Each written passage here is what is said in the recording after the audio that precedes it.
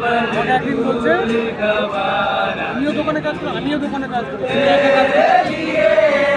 আমার জানতে হয়, আমারও জানতে হয়। দোকানে থেকে আসার পরে শুয়ে পড়ো, আমি এসে কিন্তু রান্না করি। এবার আমাকে গেল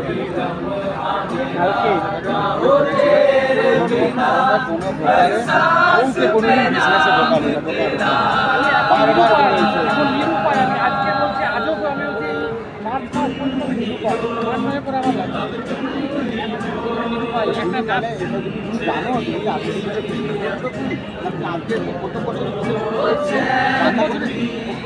কেউ না কেউ সাপোর্টিংয়ে ছিল।